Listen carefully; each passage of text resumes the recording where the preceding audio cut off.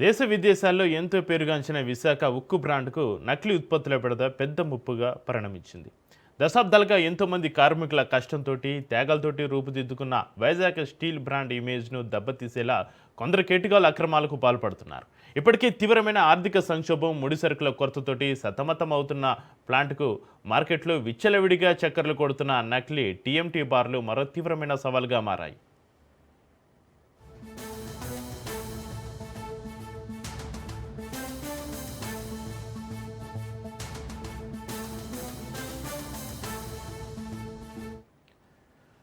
అయితే ఇటీవల కాలంలో విశాఖ ఉక్కు కర్మాగారంలో టీఎంటీ బార్ల ఉత్పత్తికి కొంతమేర అంతరం ఏర్పడడంతో మార్కెట్లో వాటికి భారీ డిమాండ్ ఏర్పడింది.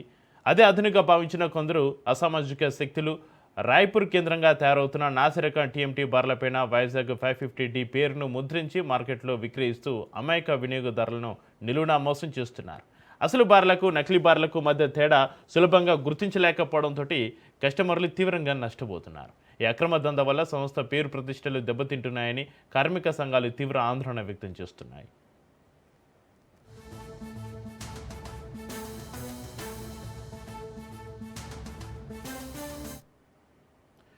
యాజమాన్య సంబంధిత అధికారులు వెంటనే స్పందించి ఈ నకిలీ ఉత్పత్తుల దందాపైన సమగ్ర దర్యాప్తు జరపాలని, లేని పక్షంలో కార్మికులను ఏకం చేసి పెద్ద ఎత్తున ఉద్యమిస్తామని స్టీల్ సిఐటియు ప్రధాన కార్యదర్శి జె అయోధ్యరామ్ హెచ్చరించారు.